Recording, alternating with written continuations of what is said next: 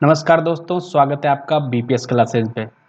हमने इससे पहले फोटोसिंथेसिस की हिस्ट्री पढ़ी थी, जिसमें उसमें कुछ इम्पोर्टेंट साइंटिस्ट थे जिनका रोल था फोटोसिंथेसिस को समझाने के लिए। उसका हमने यहाँ पर विवरण देख लिया था फर्स्ट क्लास में। आप जाकर प्लेलिस्ट पे देख लीजिए, उसमें आपको फोटोसिंथेसिस की हिस्ट्री मिल जाएगी।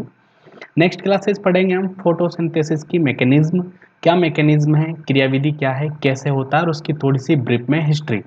तो चलो ध्यान से समझना, अगर एक भी पॉइंट स्किप हुआ तो आपके माइंड में ये घुसेगा नहीं, क्योंकि थोड़ा लेंदी पोर्शन है और इसमें रिएक्शंस बहुत ज़्यादा है।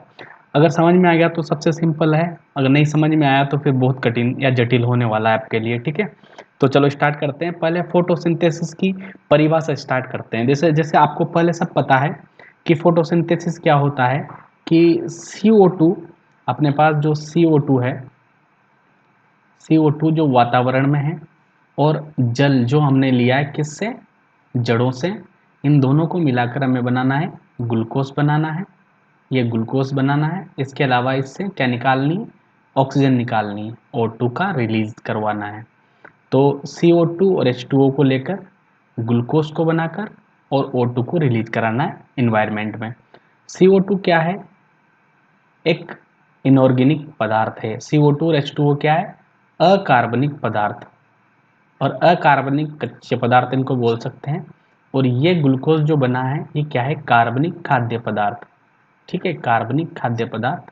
और ऑक्सीजन यहाँ पर सह उत्पाद यानी बाई प्रोडक्ट के रूप में बाहर निकल जाती है, बाई प्रोडक्ट के रूप में बाहर निकल जाती है, जिसका शोषण में हम यूज करते हैं।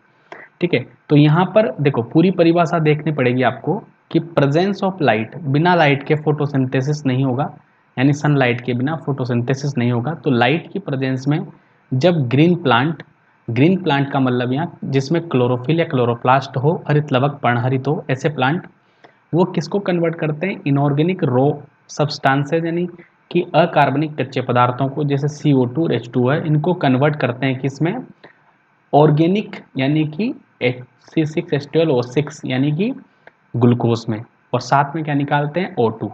ठीक है, तो यही परिभाषा मैंने यहाँ लिखी हुई है, बस इतना सा काम करना है आपको, ये दोनों को जोड़कर ग्लूकोज बनाना है और ऑक्सीजन निकालनी है। ये हो गया फोटोसिंथेसिस खत्म। लेकिन ये खत्म नहीं हुआ है, यही बीमारी यहाँ से स्टार्ट हो जाती है कि ये जुड़ेंगे कैसे, और इसमें इतनी सारी प्रोसेस और इतने सारे सवाल कैसे बन जाते हैं फोटोसिंथेसिस, और इतना इंपॉर्टेंट चैप्टर क्यों माना जाता है, कि प्लांट फिजियोलॉजी में सबसे इंपॉर्टेंट चैप्टर की बात करें तो फोटोसिंथेसिस होता है। तो मेन मोटा मोटा आइडिया यहाँ पे रखोगे कि कार्बन डाइऑक्साइड को जल के साथ जोड़कर, कार्बन डाइऑक्साइड को जल के साथ जोड़कर हमें क्या बनाना है, ग्लूकोज, और क्या निकालनी है, O2। और किसकी प्रेजेंस में, लाइट की प्रेजेंस में, यानी ग्रीन प्लांट पर लाइट दोगे तो ये सब काम होगा। CO2 वातावरण में से आएगी, जल पौधे जड़ों से लेंगे, सूर्य से लाइट आएगी, और क्लोरोफिल पौधों के पास है, और पौधों में क्या बन जाएगा, ग्लूकोज, और क्या निकल जाएगी पौधों से, O2। तो ये सब सिस्टम क्या है, पूरा फोटोसिंथेसिस। जितना सिंपल देखने में लग रहा है उतना सिंपल है नहीं, अलग अलग प्रोसेस है। चलो स्टार्ट करते हैं, इसकी ब्रीफ हिस्ट्री देख लेते हैं पहले। देखो, फोटोसिंथेसिस इज एनाबोलिक और एंडरगोनिक रिएक्शन। रिएक्शन मतलब एक अभिक्रिया है। एनाबोलिक का मतलब होता है निर्माणकारी, निर्माणकारी अभिक्रिया, मतलब कुछ ना कुछ पदार्थ इसमें बनेगा, इसलिए एनाबोलिक। अगर इसमें कुछ टूटता, यहाँ ग्लूकोज बन रहा है तो बन रहा है, इसका मतलब एनाबोलिक है। टूटता ग्लूकोज तो वो हो जाती कैटाबोलिक, जो कि श्वसन होता है, रेस्पिरेशन होता है। तो फोटोसिंथेसिस कैसी है, एनाबोलिक रिएक्शन है। एंडरगोनिक मतलब उष्मा शोषी, उष्मा का शोषण करने वाली रिएक्शन, उष्मा शोषी अभिक्रिया है, उष्मा का शोषण करने वाली अभिक्रिया है। तो ये दो चीज़ें आपको यहाँ से याद रखनी है कि फोटोसिंथेसिस कैसी है, एक तो निर्माणकारी और एक उष्मा शोषी अभिक्रिया, उष्मा शोषी अभिक्रिया। सिंपल पॉइंट है, याद रखना। Light energy convert into chemical energy, ये मैंने बता दिया आपको कि लाइट एनर्जी किस में बदलेगी, केमिकल एनर्जी में बदलेगी। 90% जो फोटोसिंथेसिस करते हैं, 90% जो फोटोसिंथेसिस होता है ग्लोब पर, पूरे दुनिया में, उनमें से 90 सॉरी टोटल फोटोसिंथेसिस होता है उसका 90% कौन करता है, ओशियन एल्गी, यानी कि एल्गी का मतलब शैवाल, शैवाल करते हैं। तो डायरेक्ट पूछा जाए कि जो शैवाल, ब्रायोफाइट, टेरिडोफाइट, एंजियोस्पर्म, जितने भी प्लांट के ग्रुप है, तो सबसे ज़्यादा फोटोसिंथेसिस कौन करेगा, एल्गी या शैवाल ही करेंगे। वो भी कौन से, महासागरीय शैवाल, क्योंकि महासागर यानी 70% भाग पर क्या है, महासागर है। तो महासागरीय शैवाल 90% फोटोसिंथेसिस करते हैं पूरी दुनिया का। इसके अलावा फर्स्ट फोटोसिंथेटिक ऑर्गेनिज्म कौन है? बैक्टीरिया, यानी प्रथम प्रकाश संश्लेषण करने वाले जीव कौन है? जीवाणु यानी बैक्टीरिया है। ठीक है। इसके अलावा ऐसा ऐसा बैक्टीरिया या ऐसा ऑर्गेनिज्म जिन्होंने पहले फोटोसिंथेटिक किया हो और उसमें से क्या निकाली हो? ऑक्सीजन निकाली हो, तो उसको क्या बोलते हैं? ब्लू ग्रीन एल्गी यानी बीजीए। बीजीए ये एल्गी नहीं है, ये भी क्या है? एक बैक्टीरिया है जिसको बोलते हैं नीले हरे जीवाणु, ब्लू ग्रीन शैवाल या साइनोबैक्टीरिया, नीले जीवाणु। ठीक है सर, ये क्या बात हुई? फर्स्ट फोटोसिंथेटिक तो बैक्टीरिया है, उसके बाद फर्स्ट ऑक्सीजनिक, इन दोनों में अंतर क्या है? तो अंतर ये है कि पहले जो हमने यहाँ बताया कि CO2 और H2O जुड़ता है और क्या निकलती? O2। तो पहले जो सबसे पहले बैक्टीरिया ने ऑक्सीजन निकाली वो बैक्टीरिया है साइनोबैक्टीरिया, कॉमन बैक्टीरिया नहीं है। अगर कोई पूछे आपसे कि सबसे पहले प्रकाश संश्लेषण किसने किया, तो आप बताओगे कि जीवाणु ने। लेकिन कोई पूछे कि ऐसा प्रकाश संश्लेषण किसने किया जिसमें ऑक्सीजन भी निकली हो, तो वो है साइनोबैक्टीरिया या ब्लू ग्रीन एल्गी। ठीक है, ब्लू ग्रीन एल्गी एल्गी नहीं है, क्या है? बैक्टीरिया ही है। तो कुछ बैक्टीरिया ऐसे होते हैं जो फोटोसिंथेसिस के दौरान ऑक्सीजन भी निकाले। सबसे पहले ऑक्सीजन किसने निकाली? साइनोबैक्टीरिया ने। तो सर पहले ऑक्सीजन नहीं निकाली तो पहले क्यों निकाली? पहले देखो, जो ये बैक्टीरिया थे, जो मैंने फर्स्ट बैक्टीरिया बताया, ये पहले सल्फर गैस निकालते थे, क्योंकि ये H2O की जगह क्या लेते थे? H2S यानी हाइड्रोजन सल्फाइड प्रयोग करते थे। तो आपसे सिंपल पूछा जाएगा, अगर कोई कंफ्यूजन फिर भी रह गया हो तो मुझे कमेंट करके बता देना इन दोनों में क्या अंतर है। ठीक है, तो आपको इतना याद रखना, फर्स्ट ऑक्सीजनिक फोटोसिंथेटिक किसने किया? साइनोबैक्टीरिया ने। और फर्स्ट फोटोसिंथेसिस बैक्टीरिया ने। युग्लिना हम एनिमल किंगडम में पढ़ते हैं। युग्लिना, तो युग्लिना क्या होती है? पादपों और जंतुओं के मध्य की योजक कड़ी होती है।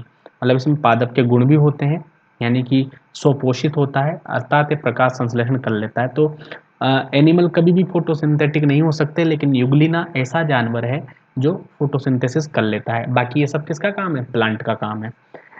दूसरी दो बातें और इम्पोर्टेंट जो मैंने पहले भी बताई थी आपको प्रीवियस लेक्चर में, कि फोटोसिंथेसिस में जो लाइट होती है वो कहाँ से कहाँ तक काम आती है? 400 से 700 नैनोमीटर तक लाइट काम आती है, और इसको बोलते हैं हम विजिबल लाइट।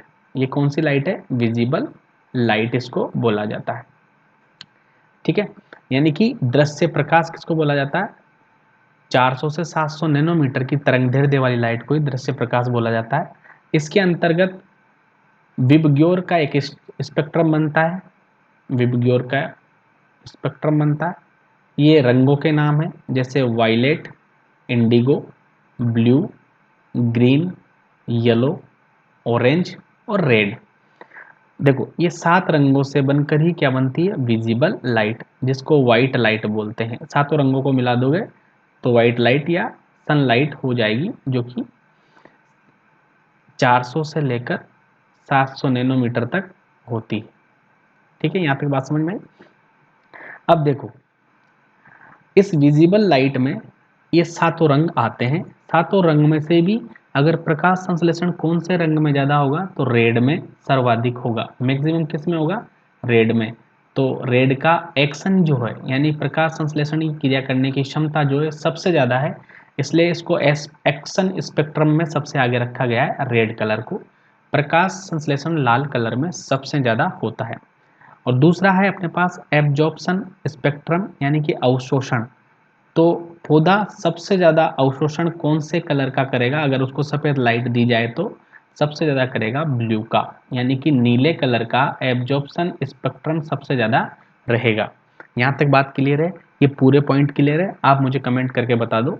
ठीक है, अगर ये क्लियर है तो फिर हम आगे बढ़ेंगे। देखो, अगर किसी को कोई डाउट है तो आप मुझसे कमेंट करके पूछ लिया करो। ये तो हो गई सिंपल बात। अब हम बेसिक फोटोसिंथेसिस पे आते हैं, जो कि ब्लैकमैन ने 2 रिएक्शन में बताया कि प्रकाश संश्लेषण में क्या होता है, 2 प्रक्रियाएं होती है, यानी 2 रिएक्शंस होती है, या ऐसे बोल दो कि 2 भाग होते हैं। यानी ऐसे बोल दो कि जैसे मूवी होती है, फर्स्ट हाफ सेकंड हाफ, बीच में क्लाइमैक्स आता है। ठीक है, सॉरी, लास्ट में क्लाइमैक्स आता है, बीच में इंटरवल आता है। तो फर्स्ट हाफ में क्या होगा और सेकंड हाफ में क्या होगा, वही मूवी जैसा ही सीन इसमें चलेगा कि फर्स्ट हाफ में सस्पेंस बनाया जाएगा और उस सस्पेंस को क्लियर किया जाएगा सेकंड हाफ में। तो यहाँ पर ऐसा होगा कि फर्स्ट रिएक्शन यानी लाइट रिएक्शन में एनर्जी बनाई जाएगी, और सेकंड रिएक्शन में यानी डार्क रिएक्शन में उसको खर्च किया जाएगा। ठीक है, तो मूवी जैसा ही चलेगा। तो फोटोसिंथेसिस की 2 रिएक्शन हो गई, ब्लैकमैन ने इसको बताया था।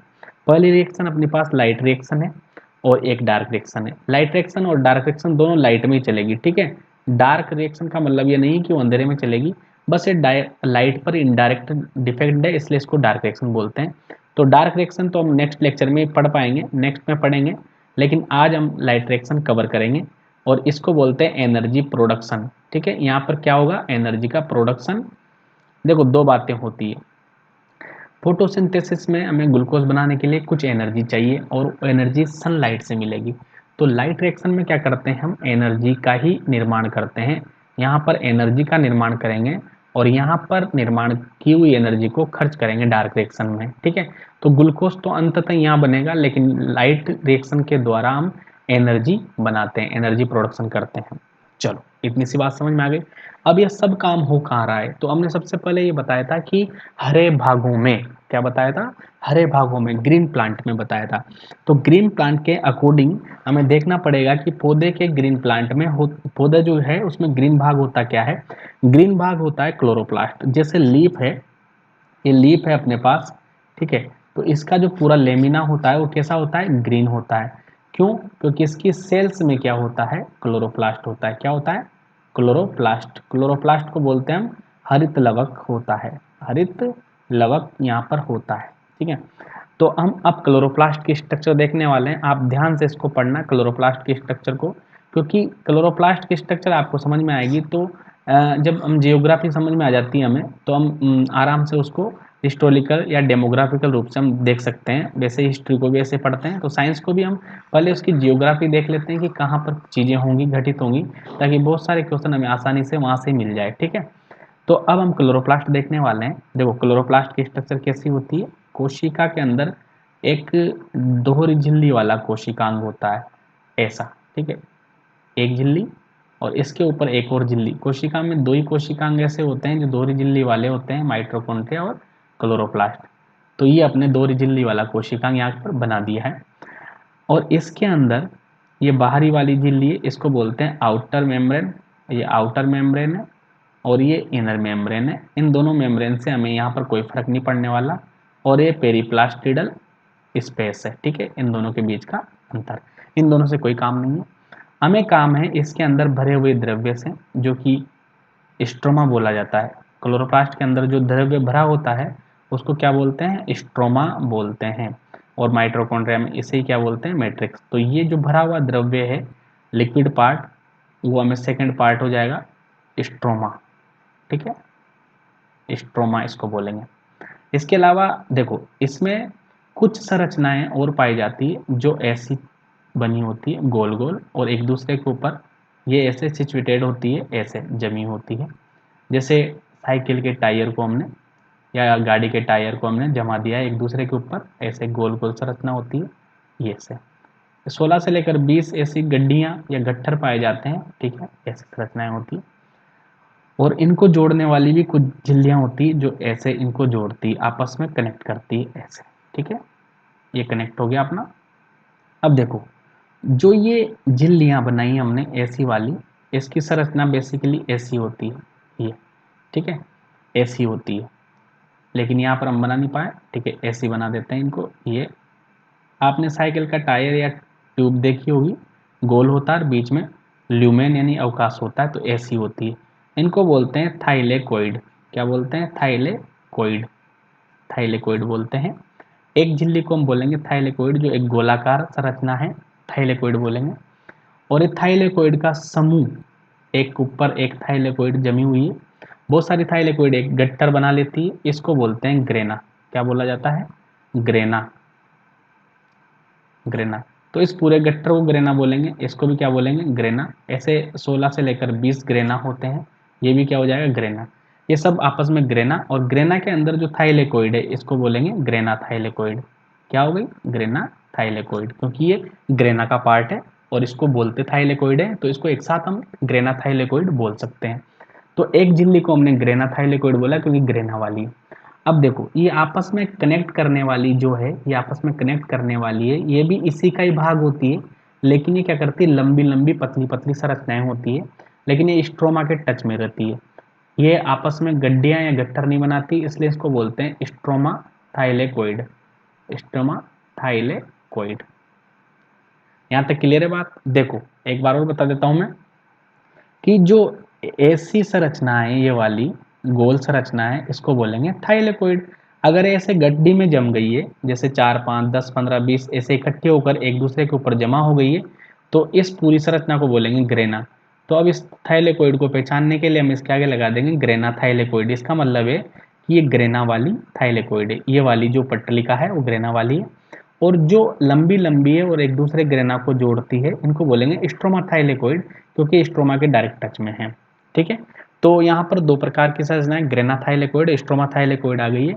स्ट्रोमा थाइलेकोइड ये वाली है जो एक दूसरे को कनेक्ट कर रही है। ठीक है, इनको इंटरग्रेना भी बोल सकते हैं। स्ट्रोमा थाइलेकोइड को क्या बोलते हैं? इंटरग्रेना, क्योंकि इंटरग्रेना या स्ट्रोमा थाइलेकोइड बात बराबर है। थाइलेकोइड का मतलब होता है झिल्ली समान संरचना।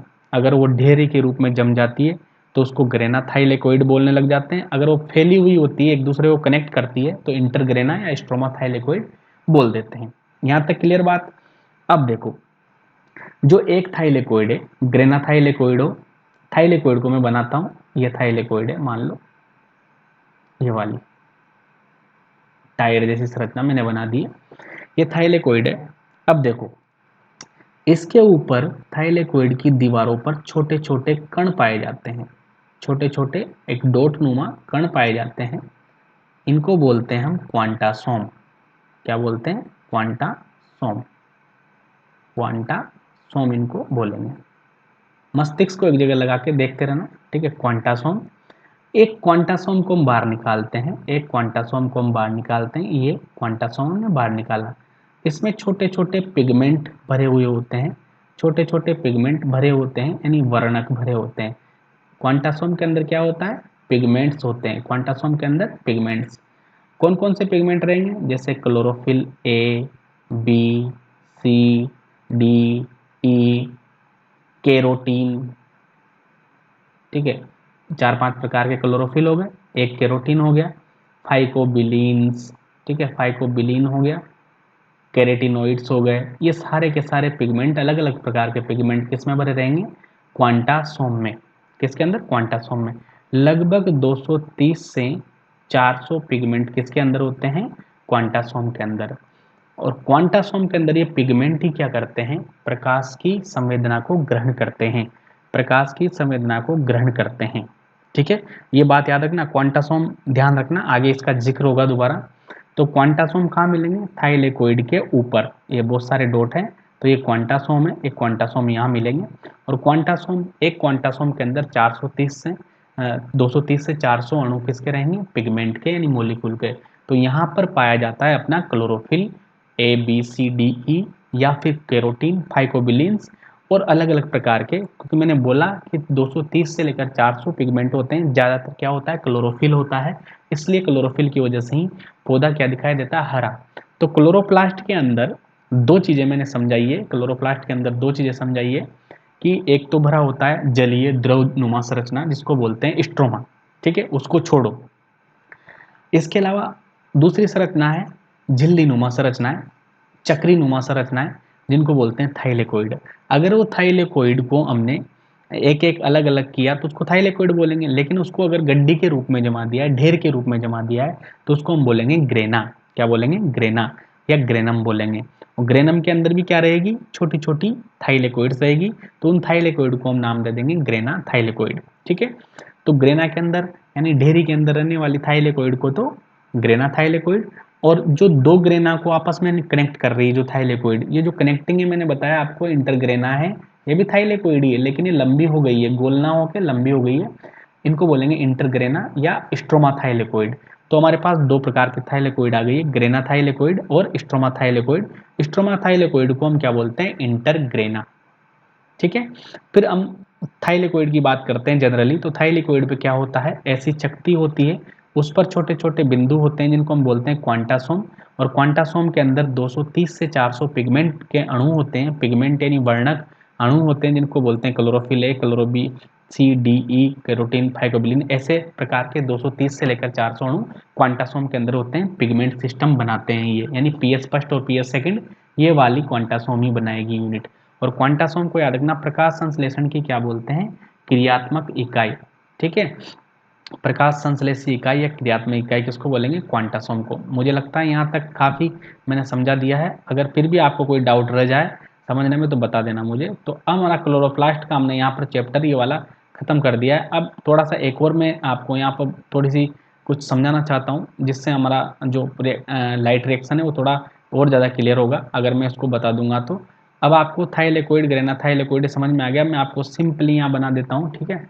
जैसे कि ये मैंने बताया आपको कि ये ग्रेना है, ये थाइलेकोइड, और ये एक और थाइलेकोइड, और ये एक और थाइलेकोइड। आप ले सकते हो 15-16 जितने भी लेनी हो आपको, लेकिन मैं आपको 4 बनाऊंगा। ये हो गया ग्रेना। और दूसरा ग्रेना क्या हो गया? ये वाला एक ग्रेनम मैंने और बना दिया। ये चकतियाँ एक दूसरे के ऊपर जम रही है, इसका मतलब है ये एक थाइलेकोइड है और एक ग्रेनम है, ठीक है। तो इस पूरी ढेर को तो क्या बोलेंगे हम? ग्रेनम, ग्रेनम, ठीक है। और यही थाइलेकोइड को कनेक्ट करने वाली दूसरी थाइलेकोइड जो है, इनको क्या बोलेंगे? इंटरग्रेनम, इंटरग्रेनम। या फिर ये स्ट्रोमा के डायरेक्ट कांटेक्ट में है, देखो याद रखना, ये नहीं है बीच वाली, इधर वाली तो है लेकिन ये डायरेक्ट दोनों तरफ से स्ट्रोमा के कांटेक्ट में है, तो इसको स्ट्रोमा में फैली हुई थाइलेकोइड है, इसलिए इसको स्ट्रोमा थाइलेकोइड भी यहाँ पर बोल देते हैं। थाइलेकोइड, स्ट्रोमा थाइलेकोइड, ठीक है। और ये अपनी हो गई ग्रेनम। ग्रेनम के अंदर ये थाइलेकोइड रहेगी तो इसको क्या बोलेंगे? Granum thylakoid, granum thylakoid. यहाँ तक बात समझ में आ गई? ये भी ग्रेनम थाइलेकोइड, क्योंकि ग्रेना के अंदर है, ये ग्रेना है, ये भी ग्रेनम थाइलेकोइड, ये भी ग्रेनम थाइलेकोइड, ये भी ग्रेनम थाइलेकोइड, ठीक है। और ये बीच वाली जो आपस में कनेक्ट करते हैं उसको बोलते हैं स्ट्रोमा या इंटरग्रेनम, ठीक है। आशा करता हूँ कि यहाँ तक आपको समझ में आया होगा। अब देखो एक बात मैं बताता हूँ आपको, यहाँ पर जो क्वांटासोम रहेंगे, ठीक है, ये क्वांटासोम यहाँ पर है। जैसे ये क्वांटासोम कहाँ पे होती है? थाइलेकोइड की इन दीवारों पर क्वांटासोम के अणु होते हैं, जो मैंने सबसे पहले समझा दिया। और इनके अंदर क्या होता है? पिगमेंट सिस्टम, यानी कि पूरा पिगमेंट होता है। अब देखो ये वाली सतह खुली हुई सतह है, इसको क्या बोलेंगे? खुली सतह। और ये दोनों के बीच की सतह जो यहाँ की है, ये दोनों ये दबी हुई सतह है। कैसी है? दबी हुई सतह है, ठीक है। खुली सतह और दबी हुई सतह, खुली और दबी हुई सतह है।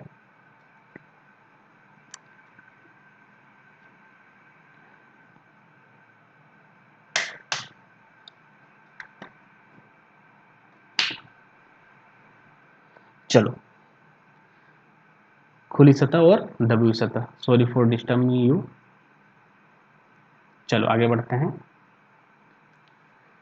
देखो खुली सतह यानी इसको बोलते हैं नॉन अप्रेस्ड, नॉन अप्रेस्ड सतह, और इसको बोलेंगे हम अप्रेस्ड सतह। एक को बोलेंगे नॉन अप्रेस्ड, एक को बोलेंगे अप्रेस्ड सतह, ठीक है। तो खुली हुई सतह का मतलब ये है जो ओपन हो, दोनों तरफ से दबी नहीं हो, चपटी नहीं हुई हो, उसको बोलेंगे हम खुली सतह। और जो दबी हुई सतह है, यानी दो ग्रेना के बीच में, दो इंटर ग्रेना के बीच में जो सतह आ जाएगी उसको बोलेंगे दबी हुई सतह, ठीक है।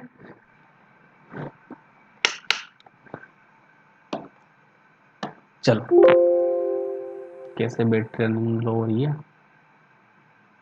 चलो एक मिनट रुक जाना, आप थोड़ा सा डिस्टर्ब हो रहा है आपको।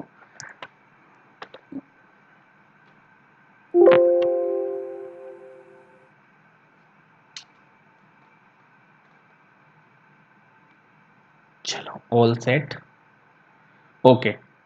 तो देखो ये ग्रेना के ऊपर जो ये थाइलेकोइड है, ऊपर वाली थाइलेकोइड, इसकी ऊपर वाली सतह खुली है बिल्कुल, तो इसको बोलेंगे नॉन अप्रेस्ड।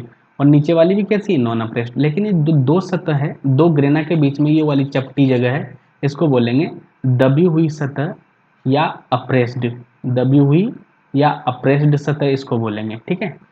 और ये वाली कैसी है? ये तो खुली है, एकदम खुली सतह है, ठीक है। तो ये मैं समझा क्यों रहा हूं आपको? इसलिए समझा रहा हूं क्योंकि यहाँ पर जो पी एस फर्स्ट यानी पिगमेंट सिस्टम फर्स्ट और पिगमेंट सिस्टम सेकेंड दोनों मिलेंगे, उसको उसकी जो थ्योरी है उसको समझाने के लिए मैं समझा रहा हूँ, क्योंकि आगे जो हम क्लासिक साइक्लिक ईटीएस और नॉन साइक्लिक ईटीएस पढ़ेंगे उसमें ये काम आने वाला है। देखो यहां पर हमेशा खुली हुई सतह पर, खुली सतह पर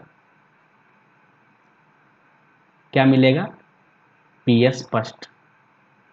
ठीक है, खुली सतह पर पीएस स्पष्ट मिलेगा, और दबी हुई सतह पर, दबी सतह पर कौन मिलेगा, पीएस सेकंड। ये आपको याद रखना है। अभी मैं समझाऊंगा पीएस फर्स्ट और पीएस सेकंड क्या होता है। खुली सतह पर पीएस फर्स्ट और दबी हुई सतह पर पीएस सेकंड। इसका मतलब स्ट्रोमा थाइलेकोइड, ये वाली है ना, ये वाली जगह स्ट्रोमा थाइलेकोइड, इस पर हमेशा क्या मिलेगा, पीएस फर्स्ट मिलेगा, पिगमेंट सिस्टम फर्स्ट मिलेगा।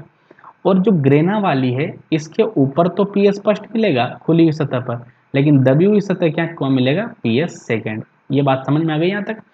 तो पीएस फर्स्ट और पीएस सेकंड दोनों मिलते कहाँ हैं, ग्रेना पर। PS first and PS second कहाँ मिलेंगे, ग्रेना पे ही मिल सकते हैं, क्योंकि ग्रेना ही ऐसा पार्ट है, ग्रेना ही ऐसा पार्ट है जिस पर खुली सतह भी है और दबी हुई सतह भी है। ठीक है, लेकिन इंटरग्रेना जो है स्ट्रोमा थाइलेकोइड की इंटरग्रेना है जो है, इस पर खुली सतह ही मिलेगी दोनों तरफ, इसलिए इसको यहाँ पर पीएस फर्स्ट बोला गया है। ठीक है, तो अब दो बातें आपको क्लियर हो गई यहाँ से कि खुली सतह और दबी हुई सतह क्या होती है। अब देखो, अब पीएस फर्स्ट और पीएस सेकंड क्या बला है और ये कैसे आपने इतना समझा और मैंने इतना समझाया आपको, एक बार में ये सॉर्ट आउट हो जाना है। बस आपको चीज़ें ध्यान होनी चाहिए कि खुली सतह पर क्या मिलता है, पीएस फर्स्ट, और दबी हुई सतह पर क्या मिलता है, पीएस सेकंड। और ग्रेना के पास खुली सतह भी है जिस पर पीएस फर्स्ट मिल सकता है और दबी सतह भी है जिस पर पीएस सेकंड मिल सकता है। लेकिन स्ट्रोमा थाइलेकोइड के पास क्या है, केवल स्ट्रोमा थाइलेकोइड के पास केवल खुली सतह यानी पीएस फर्स्ट मिलेगा। अब पीएस फर्स्ट और पीएस सेकंड का मैं आपको लफड़ा समझा देता हूं थोड़ा सा, देखो समझो। जब अपने पास एक क्वांटासोम था जो कहां पर, थाइलेकोइड पे था, और इस पर बहुत सारे पिगमेंट अंदर इसके थे, मैंने बताया था आपको 230 से 400 के लगभग क्या होते हैं, पिगमेंट होते हैं। ठीक है, ये और ये अपने पास क्या है, क्वांटासोम, क्वांटासोम। इसमें क्या है, 230 से लेकर 400 पिगमेंट है। ठीक है, ज़्यादातर पिगमेंट क्लोरोफिल ही होता है। क्लोरोफिल ए, बी ये ज़्यादातर होते हैं। कैरोटीन मोस्टली प्रेजेंट रहता है, इसलिए क्लोरोफिल ए और कैरोटीन को यूनिवर्सल पिगमेंट बोलते हैं। अब देखो, पीएस फर्स्ट और पीएस सेकंड का लफड़ा मैं बताता हूँ आपको कि जो इस पर लाइट गिरेगी, इस पर लाइट गिरेगी, इस पर क्वांटासोम पर, क्योंकि ये प्राथमिक इकाई है तो ये लाइट गिरेगी।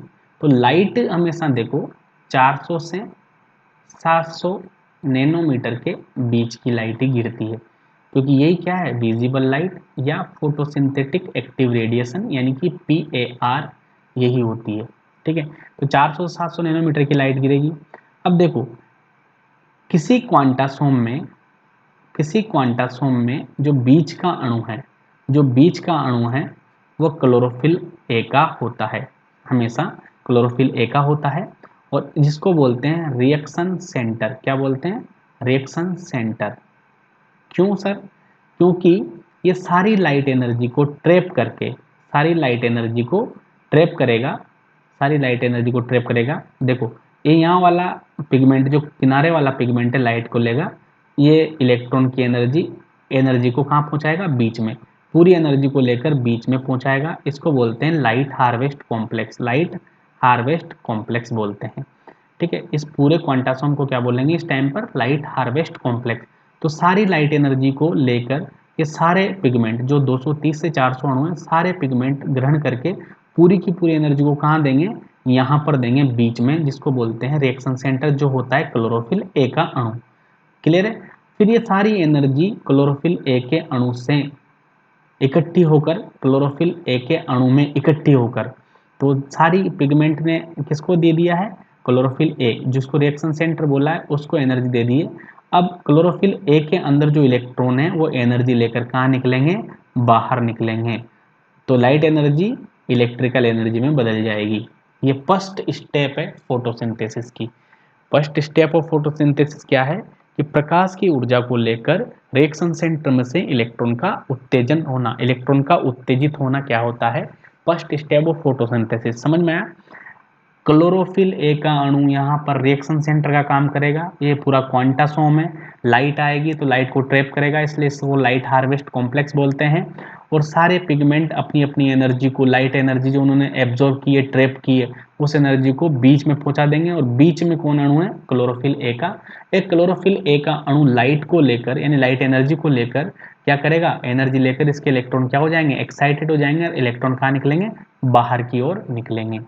अब देखो सर, इसमें क्या समझ में आया? इसमें यह समझ में आया कि ऐसी लाइट को लेने वाले जिसकी लेमडा यानी तरंग दैर्ध्य यानी कि वेवलेंथ, लेमडा को क्या बोलते हैं? Wave length. मैंने बोला था आपको कि 400 से लेकर 700 नैनोमीटर तक की वेवलेंथ आएगी।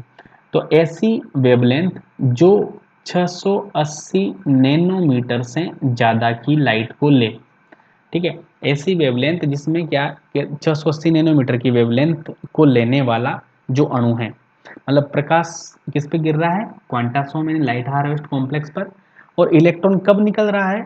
जब उस पर 680 नैनोमीटर से ज़्यादा की लाइट गिरे। दोबारा सुन लो एक बार, इलेक्ट्रॉन तो निकलेगा, ठीक है, लेकिन कौन सी तरंग दैर्ध्य वाली लाइट से निकलेगा, कौन सी वेवलेंथ वाली लाइट से निकलेगा, ये डिपेंड करता है क्लोरोफिल या लाइट की इंटेंसिटी पर या उसकी क्वालिटी पर। माना कि पीएस फर्स्ट और पीएस सेकंड हमने बनाने हैं, तो कैसे मानेंगे कि पीएस फर्स्ट और पीएस सेकंड कौन है? तो उसके लिए सिंपल सी बात यह है कि जब लाइट 680 नैनोमीटर से ऊपर की हो, यानी जब वेवलेंथ 680 नैनोमीटर की ऊपर की हो और फिर इलेक्ट्रॉन निकले, फिर क्या निकले? इलेक्ट्रॉन निकले, तो उसको बोलेंगे PS first.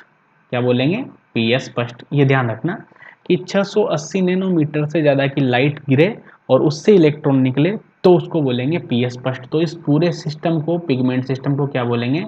Photo system first, या इसको शॉर्ट में P700 बोलते हैं क्योंकि ये 680 नैनोमीटर से ज़्यादा है, ठीक है। और जब लाइट 680 नैनोमीटर से कम वाली इंटेंसिटी या वेवलेंथ वाली हो, 680 नैनोमीटर से कम वेवलेंथ वाली लाइट गिरे और यहाँ से ये लाइट आए कितनी? 680 नैनोमीटर से कम वाली, और फिर भी इलेक्ट्रॉन निकल जाए बाहर, तो इसको बोलेंगे पीएस सेकेंड। क्या बोलेंगे? PS second. तो ये 680 नैनोमीटर से कम लाइट, कम तरंग दैर्ध्य वाली लाइट से भी अगर इलेक्ट्रॉन बाहर निकलता है तो उसको बोलते हैं पीएस सेकेंड या P680। तो पीएस सेकेंड यानी फोटो सिस्टम या पिगमेंट सिस्टम सेकेंड, और P680 क्या होता है? 680 नैनोमीटर की कम लाइट पर भी उत्तेजित हो जाता है इसका इलेक्ट्रॉन। तो अब देखो, अब सिंपल सा मैं यहाँ पर क्लासिफिकेशन कर देता हूँ, आपको उम्मीद है कि समझ में आया होगा, बहुत अच्छे से समझ में आया होगा। तो अब इसको सिंपल सा क्लासीफाई कर देता हूँ मैं, जो कि मैंने लिखा भी हुआ है। अब लिखी हुई चीज़ें आपको पूरी की पूरी समझ में आ जाएगी, लिखी हुई चीज़ें पूरी समझ में आ जाएगी। उसके लिए हम एक स्टेप और आगे बढ़ेंगे अभी थोड़ा सा, कि इलेक्ट्रॉन निकलेगा तो कैसे निकलेगा, कहाँ से निकलेगा। तो यहाँ तक तो इतनी सी बात समझ में आई है कि जो क्वांटासॉम होते हैं उनमें क्या होती है? लाइट का हार्वेस्ट होता है, लाइट को लेते हैं और इलेक्ट्रॉन निकालते हैं, उसका रिएक्शन सेंटर। यहाँ तक की बात क्लियर है आपको? चलो अब देखो, पीएस फर्स्ट क्या हो गया? पीएस फर्स्ट जिसको हम P700 बोल रहे हैं, इसका मतलब जो 680 नैनोमीटर की तरंग दैर्ध्य वाली लाइट को लेगा और इलेक्ट्रॉन को निकालेगा, बस इतनी सी बात है। और पीएस सेकेंड क्या हो गया? पीएस सेकेंड यानी कि P680, इसका मतलब 680 नैनोमीटर से कम लाइट की लेगा और इलेक्ट्रॉन निकालेगा, बस इतनी सी बात समझ में आई है। इसके अलावा मैंने बोल दिया था कि पीएस फर्स्ट कहाँ मिलता है? खुली सतह पे मिलता है, मतलब ये ग्रेना पर भी मिलेगा, ग्रेना पर भी मिलेगा, प्लस स्ट्रोमा थाइलेकोइड पर भी मिलेगा, स्ट्रोमा थाइलेकोइड पर भी ये मिलेगा और ग्रेना पर भी मिलेगा। ग्रेना थाइलेकोइड और स्टेमा थाइलेकोइड दोनों पर ही मिलेगा। और पीएस सेकेंड कहाँ मिलता है? ये दबी हुई सतह पर मिलता है। दबी हुई सतह किसके पास है? केवल ग्रेना के पास, यानी ग्रेना थाइलेकोइड पर भी ये मिलेगा। ठीक है, यहाँ तक बात समझ में आई? देखो, अब 680 नैनोमीटर की तरंग दैर्ध्य से ज़्यादा लाइट आएगी तो वो पीएस फर्स्ट काम करेगा, और 680 नैनोमीटर से कम वाली लाइट आएगी तो वहाँ पर क्या करेगा? पीएस सेकेंड काम करेगा। लेकिन आपको पता है कि वाइट लाइट तो 400 से 700 नैनोमीटर आती है, तो दोनों ही करेंगे काम एक साथ, दोनों ही क्या करेंगे? काम एक साथ ही करेंगे। ऐसा नहीं कि पीएस फर्स्ट और पीएस सेकेंड करेगा, क्योंकि वहाँ पर ऐसा रेंज नहीं है लाइट में कि अब 680 नैनोमीटर से ज़्यादा की पड़ रही है, अब दिन में 12 बजे तक 700 नैनोमीटर की पड़ेगी, ऐसा कुछ नहीं है। वहाँ 400 से 700 नैनोमीटर आता है। ये अपनी सहूलियत के लिए, समझने के लिए हमने बनाया, ताकि फोटोसिंथेसिस को आसानी से समझा जा सके। अब देखो, जो इलेक्ट्रॉन पीएस स्पष्ट में से निकलते हैं, जो इलेक्ट्रॉन पीएस स्पष्ट में से निकलते हैं, यानी कि P700 से निकलते हैं, अर्थात 680 नैनोमीटर की तरंग दैर्ध्य से ज़्यादा वाली लाइट को लेकर निकलते हैं, वो इलेक्ट्रॉन घूम फिर के वापिस कहाँ आते हैं? पीएस स्पष्ट में। वो इलेक्ट्रॉन कहाँ आते हैं? पीएस स्पष्ट में। इसलिए इसको बोलते हैं चक्रीय, चक्रीय इलेक्ट्रॉन ट्रांसफर सिस्टम। ठीक है, पहली बात तो ये। और जो इलेक्ट्रॉन पीएस पर सेकंड में से निकलते हैं, पीएस सेकंड में से निकलते हैं, वो घूम के वापस नहीं आते, इसलिए इसको नॉन साइक्लिक ईटीएस बोलते हैं, नॉन साइक्लिक ईटीएस। तो अब हम थोड़ी देर बाद समझने ही वाले हैं कि नॉन साइक्लिक और साइक्लिक क्या होता है और दोनों कब कब चलते हैं। उससे पहले हम पढ़ लेते हैं जो हमने लिखा है मेहनत करके। ठीक है, तो देखो, क्लोरोप्लास्ट के स्ट्रक्चर में मैंने समझाया था आपको, ग्रेना मेथाइलेकोइड होती है, जो गट्ठर में होती है थाइलेकोइड, उसको ग्रेनम थाइलेकोइड बोलते हैं। वहाँ पीएस फर्स्ट और पीएस सेकंड दोनों रहेंगे, साइक्लिक और नॉन साइक्लिक दोनों चलेगा। मैंने बता दिया कि पीएस फर्स्ट और पीएस सेकंड रहेगा तो साइक्लिक ईटीएस भी चलेगा, नॉन साइक्लिक ईटीएस भी चलेगा। लेकिन स्ट्रोमा थाइलेकोइड में, जो कि खुली हुई सतह पे था, वहाँ पे क्या ओनली पीएस फर्स्ट रहेगा। और वह कब चलेगा? जब उसमें 680 नैनोमीटर से ज़्यादा की आएगा, और ये ओनली साइक्लिक ईटीएस चलाता है। 680 नैनोमीटर से ज़्यादा की लाइट आएगी, पीएस फर्स्ट एक्टिवेट होगा, और कैसा चलेगा? चक्रीय ईटीएस, ओनली चक्रीय ईटीएस। ठीक, और इसके अलावा 2 पॉइंट और पढ़ाए थे मैंने कि अप्रेस्ड सतह पर और नॉन अप्रेस्ड सतह पे। तो अप्रेस्ड सतह पे कौन रहता है? पीएस फर्स्ट और पीएस सेकंड दोनों रहता है। अप्रेस्ड यानी दबी हुई सतह पर, यानी ग्रेना पर। ठीक है, और नॉन अप्रेस्ड यानी कि खुली हुई सतह पर पीएस फर्स्ट रहता है। ठीक है, फोटोसिंथेटिक यूनिट मैंने बता दिया आपको कि क्वांटासोम होती है, जिसमें 230 से 400 पिगमेंट मॉलिक्यूल होते हैं। और क्लोरोफिल ए का फॉर्मूला है C55H72O5N4Mg, और क्लोरोफिल बी का फॉर्मूला है अपने पास C55H70O6N4Mg। ठीक है, ये वाले फॉर्मूले, ये वाला आपको याद रखना है कि C55H72O5N4Mg, C55H70O6। देखो यहाँ पर 72 से क्या हो गया? 70 हो गया है। इसका मतलब यहाँ पर कितनी हाइड्रोजन कम हो गई? 2 हाइड्रोजन कम हो गई, और यहाँ पर एक ऑक्सीजन बढ़ गई है। तो पहले यहाँ पर मेथिल ग्रुप था, मेथिल ग्रुप की जगह CHO ग्रुप आ गया। तो देखो CH3 था, तो यहाँ केवल एक H बचा है, 2 हाइड्रोजन कम हो गई।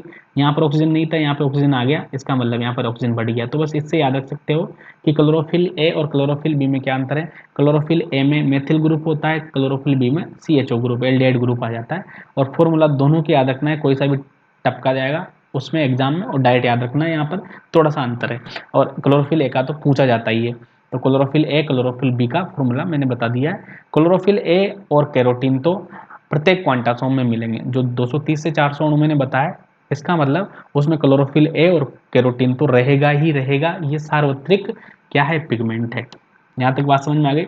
चलो, अभी आपको थोड़ा कंफ्यूजन हो रहा होगा, तो अभी जब रिएक्शन पढ़ेंगे ईटीएस तो फिर कल क्लियर हो जाएगा। ठीक है, ये बहुत इंपॉर्टेंट है, बहुत शांति से पढ़ना। अब देखो, मैं यहाँ पर तुम्हें लाइट रिएक्शन समझाने वाला हूँ, उससे पहले इल रिएक्शन, लाइट रिएक्शन, या इसको फोटोफॉस्फोराइलेशन। अब देखो यहाँ तक क्या बात समझ में आई कि अपने पास लाइट है, और अपने पास क्लोरोप्लास्ट है, अपने पास क्लोरोफिल भी है, अपने पास क्वांटासोम भी, पीएस फर्स्ट पीएस सेकंड सब है। पीएस फर्स्ट और पीएस सेकंड की लोकेशन आपको पता होनी चाहिए। ठीक है, तो अब फर्स्ट स्टेप में पढ़ेंगे लाइट रिएक्शन, यानी प्रकाशिक अभिक्रिया। प्रकाशिक अभिक्रिया, फोटोसिंथेसिस की लाइट रिएक्शन यानी प्रकाशिक अभिक्रिया। देखो, लाइट रिएक्शन को क्या बोलते हैं? हिल रिएक्शन और फोटोफॉस्फोराइलेशन। फोटोफॉस्फोराइलेशन का मतलब होता है इतना सा एडीपी, एडिनोसिन डाइफॉस्फेट से एक फॉस्फेट जुड़ेगा, एडिनोसिन ट्राइफॉस्फेट बन जाएगा। एटीपी के निर्माण को ही क्या बोलते हैं? फोटोफॉस्फोराइलेशन।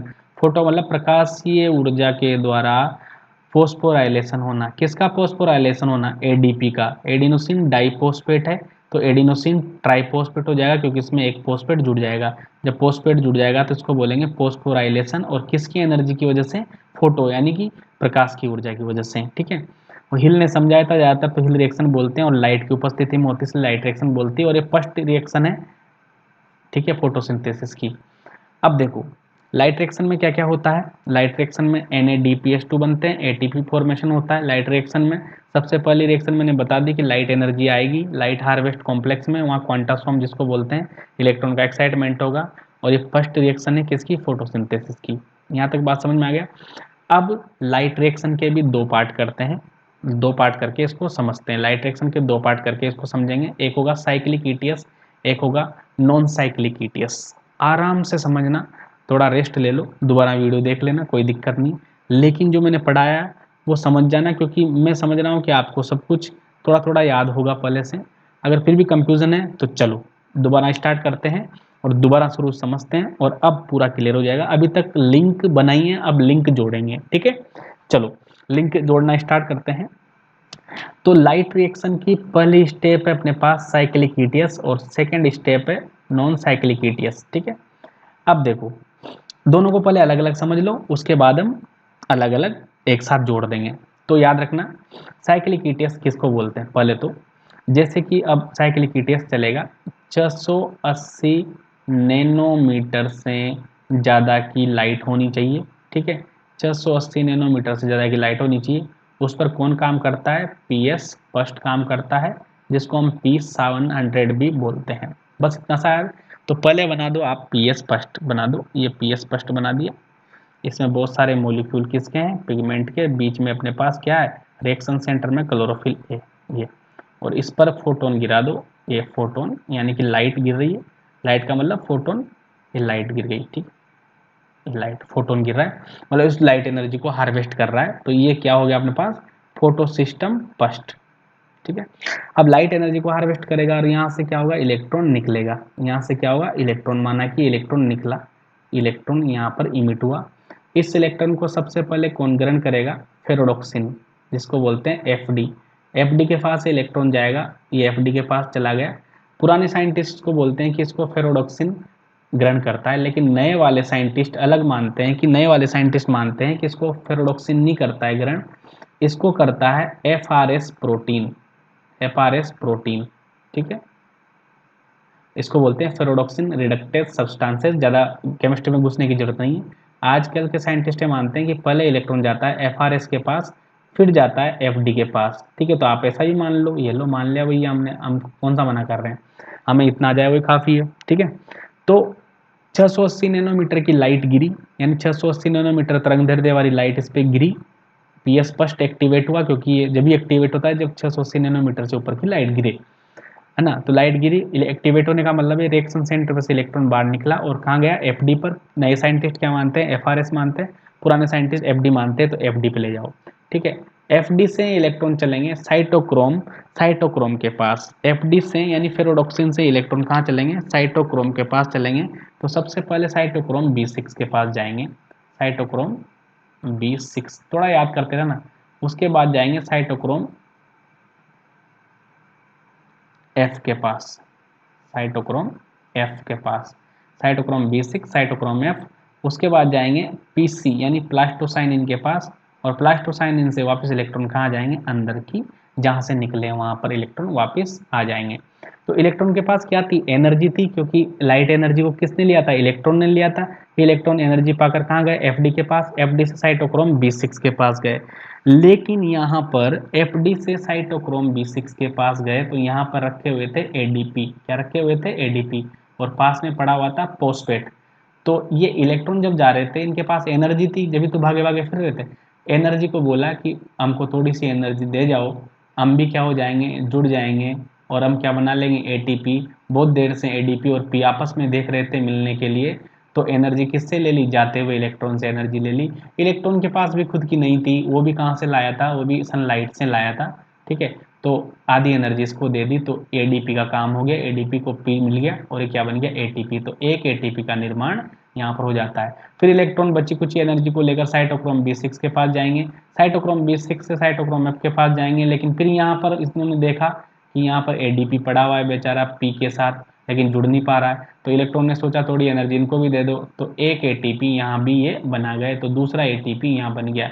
अब इसके पास कोई एनर्जी नहीं, इलेक्ट्रॉन F के पास गया, प्लास्टोसाइनिन के पास गया, प्लास्टोसाइनिन ने पूछा कोई एनर्जी है, बोला नहीं है, तो बोला अंदर घर पे जाओ, वापस घर पे चला गया। जहाँ से निकला है क्लोरोफिल ए रिएक्शन सेंटर से, इलेक्ट्रॉन वापस अपनी पूरी एनर्जी खर्च करके कहाँ गया, वापस आ गया है, और एनर्जी को कहाँ दिया है, एटीपी बनाने में खर्च कराया है और वापस आ गया है। वापस आना ही क्या होता है, चक्रीय, यानी इलेक्ट्रॉन का क्या लग गया, चक्रीय। इलेक्ट्रॉन कहाँ गया था, कहीं नहीं गया था, लौट के बुद्धू घर को आए कहाँ, और एनर्जी भी गवा के आ गए, लेकिन फायदा कर दिया है 2 एटीपी का। कितना का फायदा कर दिया है, 2 एटीपी का फायदा यहाँ पर हो गया है। इलेक्ट्रॉन भले ही वापस आ गया वो पी एस फर्स्ट में घूम फिर के, लेकिन 2 एटीपी का यहाँ पर फायदा हो गया है। इलेक्ट्रॉन घूम फिर के आना इसको बोलते हैं, इलेक्ट्रॉन का घूमना तो इलेक्ट्रॉन ट्रांसफर सिस्टम हो गया, लेकिन वापस आना यानी चक्र बना के वापस आना, चक्रीय ईटीएस, इसलिए इसको बोलते हैं साइक्लिक ईटीएस। और फोटोफॉस्फोराइलेशन में समझा ही दिया, एटीपी का निर्माण होना क्या कहलाता है, फोटोफॉस्फोराइलेशन, ठीक है। और ये हो गया साइक्लिक यानी चक्रीय इलेक्ट्रॉन ट्रांसफर सिस्टम, और फास्फोरिलीकरण दोनों हो गया। अब देखो इसमें क्या क्या घटनाएं हुई, इसको ध्यान रखने योग्य बात है कि इसमें पीएस फर्स्ट काम किया ओनली, ठीक है। और इसमें लाइट कौन सी यूज हुई, 680 नैनोमीटर से ज़्यादा की लाइट यूज हुई, ठीक है। इससे कम लाइट हो ही नहीं सकती, क्योंकि इससे कम लाइट पे ये रिएक्शन सेंटर इलेक्ट्रॉन निकालता ही नहीं, ठीक है। और याद रखना ये ग्रेना में भी पाया जाता है पीएस फर्स्ट, और स्टोमा थाइलेकोइड में भी पाया जाता है। मैंने बताया था ग्रेना की ऊपरी सतह पर, खुली सतह पर पीएस फर्स्ट होता है, और बंद सतह पर क्या होता है, पीएस सेकंड, लेकिन स्टोमा की सतह पर भी। तो स्टोमा और ग्रेना दोनों में पीएस फर्स्ट पाया जाता है, तो बोथ दोनों पे होता है, साइक्लिक ईटीएस दोनों पे होता है, ठीक है। रिएक्शन सेंटर क्या होता है, P700 होता है इसका, इलेक्ट्रॉन एक्साइटेड यहाँ से ही होते हैं। इसमें कहीं ऑक्सीजन निकली क्या, कहीं भी ऑक्सीजन नहीं निकली, क्योंकि यहाँ पर जल का टूटना नहीं हुआ। सबसे इंपॉर्टेंट पॉइंट, यहाँ पर ऑक्सीजन क्यों नहीं निकलती, क्योंकि यहाँ जल नहीं टूटता है। दूसरा, एक्साइटेड इलेक्ट्रॉन कहाँ आ गए, वापस पीएस फर्स्ट पे आ गए, इसलिए इसको क्या बोलेंगे, साइक्लिक ईटीएस, ठीक है। और इसमें क्या होता है, 2 एटीपी बनते हैं, कोई भी NADPH2 नहीं बनता है, केवल 2 एटीपी का फायदा हुआ है यहाँ पर। यहाँ तक बात क्लियर है साहब। चलो नेक्स्ट बढ़ते हैं नॉन साइक्लिक ईटीएस पर, क्योंकि बहुत लंबा चैप्टर हो जाना है, फिर अगर हम छोटी छोटी बातों को पकड़ के लंबा खींचेंगे तो। नॉन साइक्लिक ईटीएस पर थोड़ा ये समझने वाली बात है, इसको जेड स्कीम भी बोलते हैं, क्या बोलते हैं इसको, जेड स्कीम। अब देखो नॉन साइक्लिक ईटीएस कहाँ पे होगा, पीएस फर्स्ट और पीएस सेकंड दोनों होंगे वहां पर होगा, जहाँ पर पीएस फर्स्ट और पीएस सेकंड होंगे दोनों यूज आएंगे। अब देखो जो मैंने बताया था आपको कि ये वाली सतह कौन सी है, ये वाली ग्रेनम थाइलेकोइड बताया था मैंने आपको, ये ग्रेनम थाइलेकोइड और स्टोमा थाइलेकोइड। देखो अब यहाँ पर आपका कॉन्सेप्ट क्लियर होगा, एक मिनट देख लेना। वहाँ पे मैंने क्लियर इसलिए नहीं करवाया था क्योंकि वहाँ पर खुद ही घूमे हुए थे आप, वहाँ क्लियर कैसे करते, ठीक है। अब देखो यहाँ पर पीएस फर्स्ट है, और यहाँ पर क्या है, पीएस सेकंड, और यहाँ पर केवल पीएस फर्स्ट है। तो देखो यहाँ तो स्ट्रोमा थाइलेकोइड में तो केवल क्या हो सकता है, साइक्लिक ही हो सकता है। और नॉन साइक्लिक के लिए किसकी जरूरत पड़ेगी, पीएस फर्स्ट और पीएस सेकंड की। ये दोनों कहाँ मिलेंगे, ग्रेना पर मिलेंगे, ठीक है। इसलिए नॉन साइक्लिक कहाँ होता है, हमेशा ग्रेना पर होता है। फिर भी समझ में नहीं आए तो कमेंट बॉक्स में कमेंट कर देना, कॉल करके समझा दूंगा, ठीक।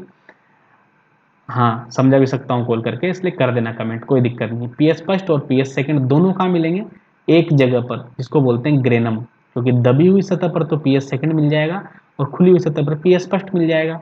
तो यहाँ पर जब दोनों मिलेंगे, और इसमें क्या यूज होते हैं, दोनों यूज होते हैं, तो नॉन साइक्लिक में दोनों यूज होंगे, तो दोनों मिलेंगे कहाँ पर, ग्रेना पर। इसलिए हमेशा ये कहाँ होता है, ग्रेना थाइलेकोइड पे होता है। क्यों सर, यहाँ क्यों नहीं हो सकता स्ट्रोमा पे, स्ट्रोमा पे पीएस सेकंड कहाँ है, नहीं है ना, तो पीएस सेकंड की जरूरत तो पड़ेगी, इसलिए यहाँ पर केवल साइक्लिक चलता है, क्योंकि यहाँ पीएस फर्स्ट मिलता है, ठीक है। चलो अब इसको भी देख लेते हैं, फिर इसकी डिटेल हम बाद में देखेंगे। पहले मैं आपको समझाने का कार्य करता हूँ, समझा के आपको पूरा समझाऊंगा, दोबारा दोबारा हम लेंगे। चलो तो अब हम पढ़ते हैं नॉन साइक्लिक या जेड स्कीम। इसको जेड स्कीम क्यों बोलते हैं, अभी तो हम बना देते हैं। पहले तो सबसे पहले बनाते हैं हम पीएस सेकंड का डायग्राम, और यहाँ पर ले लेते हैं पीएस फर्स्ट का डायग्राम।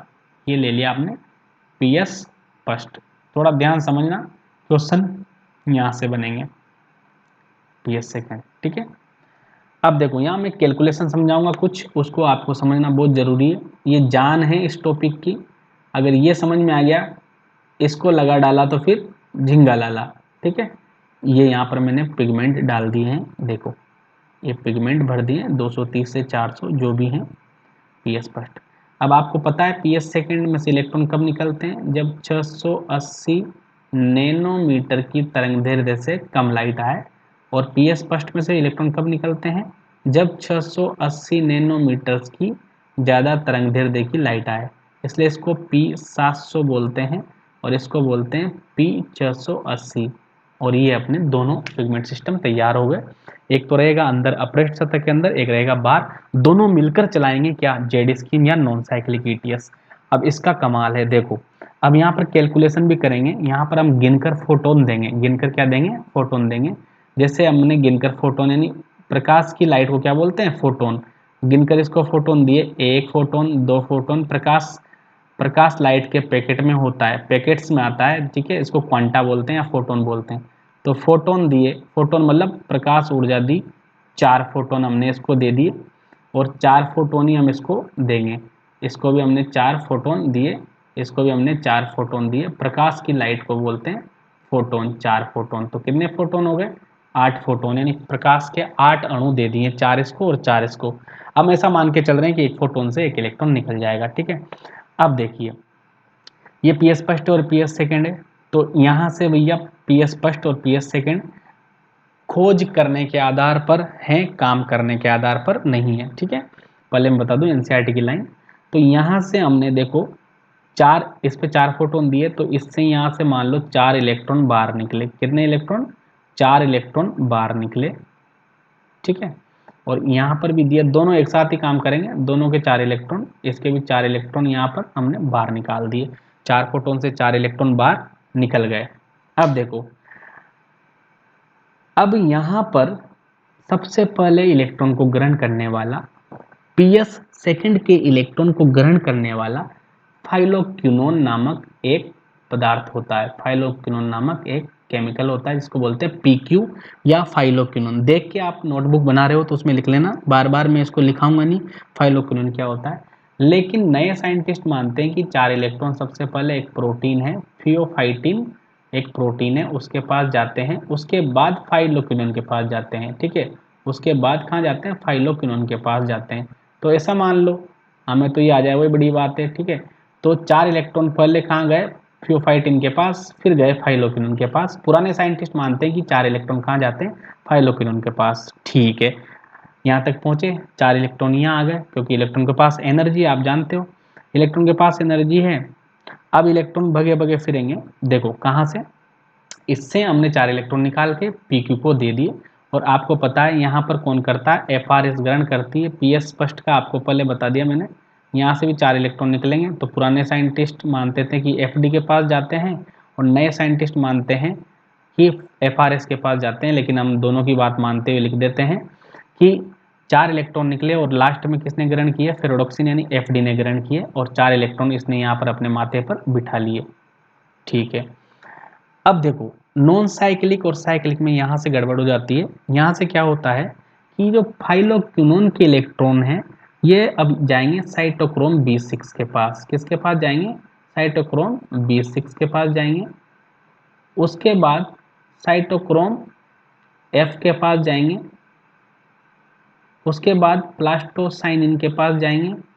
उसके बाद कहाँ चले जाएंगे, पीएस फर्स्ट के पास। देखो ये लाइन आपको मैंने पहले बताई थी कि एफ डी से पीएस फर्स्ट में से जो साइक्लिक ईटीएस मैंने पहले बताया था, तो आपको देखा होगा वहाँ पर कि इलेक्ट्रॉन एफ डी से कहाँ जाते हैं, एफ डी से डायरेक्ट कहाँ जाते हैं, साइटोक्रोम B6 की तरफ। लेकिन यहाँ पर ये वाली चेन खत्म हो गई है, और अब ये वाली चेन कहाँ से बनने लग गई, पीएस सेकंड के इलेक्ट्रॉन को लेने के लिए। तो PQ से इलेक्ट्रॉन कहाँ जाएंगे, सबसे पहले PQ से इलेक्ट्रॉन चले जाएंगे अपने साइटोक्रोम B6 के पास। साइटोक्रोम B6 के पास 4 इलेक्ट्रॉन चले गए। तो आपको पता है जब PQ से इलेक्ट्रॉन जाते हैं साइटोक्रोम के पास तो यहाँ तो कोई एटीपी नहीं बनता, लेकिन साइटोक्रोम B6 से साइटोक्रोम F की ओर जब इलेक्ट्रॉन जाएंगे तो ADP से P जुड़कर क्या बन जाएगा, ATP यहाँ पर बन जाएगा। तो आपको ध्यान रखना है इतना सा कि साइटोक्रोम B6 से साइटोक्रोम F की ओर जब 4 इलेक्ट्रॉन जाते हैं तो क्या बन जाता है, एक ATP बन जाता है। उसके बाद यहाँ पर ATP की एनर्जी, सॉरी इलेक्ट्रॉन की एनर्जी खत्म हो जाती है। उसके बाद इलेक्ट्रॉन बिना एनर्जी के मूव करते हैं प्लास्टोसाइनिन की ओर, और प्लास्टोसाइनिन से कहाँ चले जाते हैं, पीएस फर्स्ट की ओर। तो ये 4 इलेक्ट्रॉन कहाँ आ गए, पीएस सेकंड से पीएस फर्स्ट की ओर। तो इलेक्ट्रॉन का फ्लो किधर से किधर हुआ, पीएस सेकंड से पीएस फर्स्ट की ओर। तो ये जेड स्कीम बन गई। देखो एक तरफ से जेड जैसा दिख रहा होगा आपको। अब हुआ क्या इसमें, देखो देखो हमने सबसे पहले क्या काम किया था, पी एस फर्स्ट को 4 फोटोन दिए थे और पी एस सेकेंड को भी 4 फोटोन दिए थे। 4 फोटोन के कारण पी एस फर्स्ट में से 4 इलेक्ट्रॉन निकल गए थे और पी एस सेकेंड में से भी 4 इलेक्ट्रॉन निकल गए थे, दोनों में से 4 इलेक्ट्रॉन निकल गए थे। तो यहाँ पर क्या हुआ, पी एस फर्स्ट चिल्लाने लग गया, बोले मेरे 4 इलेक्ट्रॉन दो, क्योंकि हमने इसके 4 इलेक्ट्रॉन कहाँ यहाँ लेके और यहाँ पे बिठा रखे हैं, 4 इलेक्ट्रॉन यहाँ पे। इसके पास क्या हो गई, कमी हो गई, इलेक्ट्रॉन की कमी हो गई। तो हमने इलेक्ट्रॉन की कमी पूरी करने के लिए क्या किया, पी एस सेकेंड के इलेक्ट्रॉन निकाले, यहाँ से निकाले और यहाँ घुमाते घुमाते घुमाते घुमाते साइटोक्रोम B6 से साइटोक्रोम F पर प्लास्टोसाइन इन पे होते होते कहाँ ले आए, पी एस फर्स्ट के पास। तो ये क्या हो गया, संतुष्ट। ये क्या हो गया, संतुष्ट हो गया, इसको अब नहीं चाहिए कुछ भी, इसके इलेक्ट्रॉन ले जाओ कोई दिक्कत नहीं, लेकिन इसके पास इलेक्ट्रॉन आ गए किसके, पी एस सेकेंड के, ठीक है। लेकिन अपन ने गलती कर दी यहाँ पर कि अब इसके जो इलेक्ट्रॉन निकाले पी एस सेकेंड के, ये क्या हो गया, नाराज। क्या हो गया, नाराज, यानी गुस्सा हो गया है। पी एस सेकेंड बोला मेरे इलेक्ट्रॉन उसको क्यों दिए। तो अब इसके इलेक्ट्रॉन की व्यवस्था हमको करनी पड़ेगी, ठीक है। इसके इलेक्ट्रॉन की व्यवस्था करते हैं, व्यवस्था के लिए हम बंदोबस्त करते हैं, बंदोबस्त में जुगाड़ लगाएंगे, जुगाड़ लगाएंगे 4 हाइड्रोजन के अणु और 4 OH और 4 H प्लस का। तो वो जुगाड़ लगेगा अपना किससे, वो जुगाड़ लगेगा अपना 4 हाइड्रोजन के अणु हम लेंगे जल से। देखो यहाँ पर 4 वाटर मोलिक्यूल हमने ले लिए, याद रखना ध्यान से इसको समझना, मैं फोटोलाइसिस ऑफ वाटर की थ्योरी की ओर बढ़ रहा हूँ, ठीक है। 4 जल के अणु हमने यूज किए और इनको तोड़ दिया है किसमें, 4H प्लस में और प्लस 4OH माइनस में हमने तोड़ दिया है, और इसको बोलते हैं फोटोलाइसिस ऑफ वाटर। क्या बोलते हैं, photolysis of water, photolysis of water.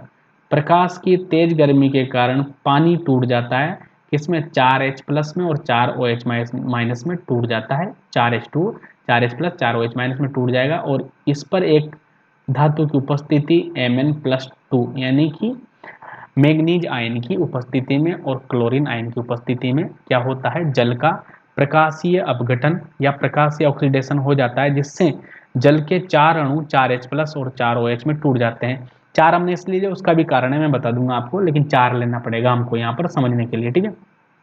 तो 4 जल के अणु को हमने तोड़ दिया, यानी 4 जल के अणु का फोटोलाइसिस करवा दिया है, किसके लिए, इसके इलेक्ट्रॉन की पूर्ति करने के लिए। इसको नाराज है ना, इसको शांत करना पड़ेगा।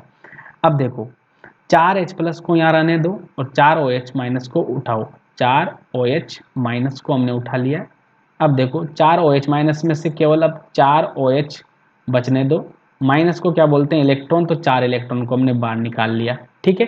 4 इलेक्ट्रॉन बाहर आ गए, क्योंकि माइनस का मतलब क्या होता है, इलेक्ट्रॉन है इसके ऊपर, इसके लिए किसके इलेक्ट्रॉन, हाइड्रोजन वाले खींच लाए ना इधर। तो 4OH माइनस में 4 इलेक्ट्रॉन को बाहर निकाल लिया और तुरंत इसको दे दो, किसको, पी एस सेकेंड को, ये ले तू ले ले और तू क्या हो जा, संतुष्ट हो जा। अब बताओ नाराज रहा कि नहीं रहा, नहीं रहा, क्योंकि इसको 4 इलेक्ट्रॉन मिल गए।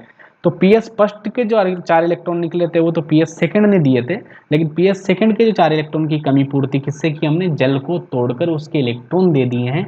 अब दोनों पी एस अपने पास खुश है खुशी रहेंगे, लेकिन अब जो तोड़फोड़ की वो तो संभालनी पड़ेगी। देखो अब अपने पास 4OH है, 4OH बचे, इलेक्ट्रॉन तो ले गए, तो हम इसके 2H2O प्लस O2 जोड़ लो, आप आराम से जोड़ लो, बैठ के जोड़ लो।